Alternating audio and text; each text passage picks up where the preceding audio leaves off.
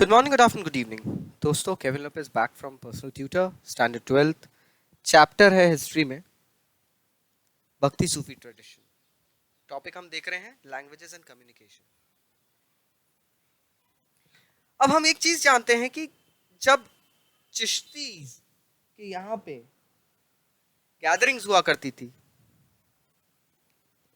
सो सिर्फ समा बांधने से लोकल लैंग्वेजेस में समा बांधने से बात नहीं बनती थी. इन्होंने बहुत सारे अलग अलग ट्रेडिशंस, बहुत सारे अलग अलग मेथडोलॉजी अडॉप्ट करी थी जिसके अंदर हम देख सकते थे that they used to coincide with the local piety, local population.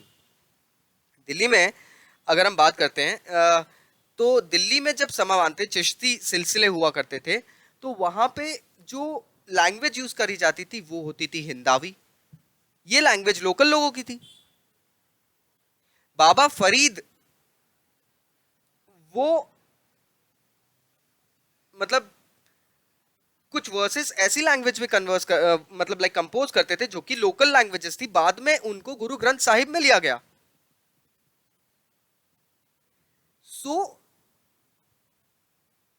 कुछ चिश्तीज लॉन्ग पोएम्स लिखते थे मनस्वनी, जिसे मसनवी कहा गया था, जो कि मनस्वी भी नेम से डिराइव होता है. तो ये एक तरीके से लाइक एक अमलगमेशन हो रहा था मुस्लिम कल्चर का इंडियनोलॉजी के साथ में, Indian society, Indian social customs और ट्रेडिशंस के साथ में. एक एग्जांपल देखते, प्रेम आख्या. ये लव स्टोरी थी, पद्मावत मलिक मोहम्मद गयासी इन्होंने बनाई थी.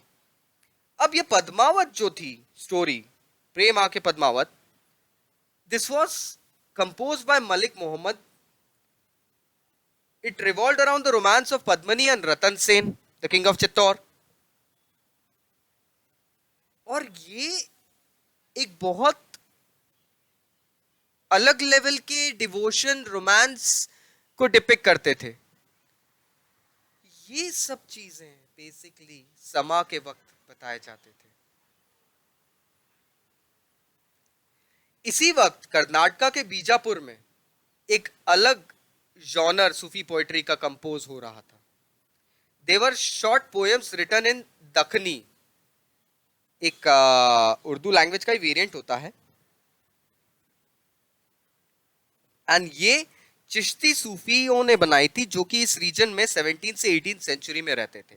These poems were basically sung by women during performing their house hold chores, like कुछ काम कर रहे, स्पिनिंग कर रहे हैं या ग्रेन ग्राइंड कर रहे हैं.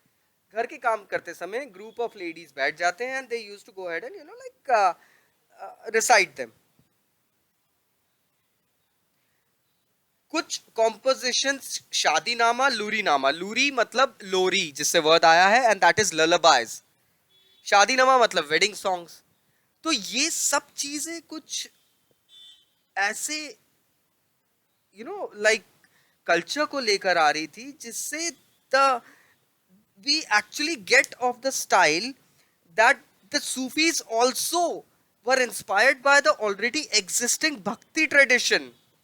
क्योंकि कन्नड़ में जो वचन होते थे लिंगायत के, मराठी के अभांग होते थे और संत होते थे पंढरपुर के, ये सब लोग बेसिकली एक तरीके से इन्हीं चीजों के कारण आगे बढ़े थे. हम बात करते ट्रेडिशनल सॉन्ग्स की, मेरे अर्लियर वीडियोस में आप देखेंगे ट्रेडिशनल सॉन्ग्स थे, ट्रेडिशनल कंपोजिशंस थे, ये सारी चीजें चलती आ रही थी. तो उन्हीं तरीकों से हम यहाँ समझ पा रहे हैं कि बहुत अच्छे से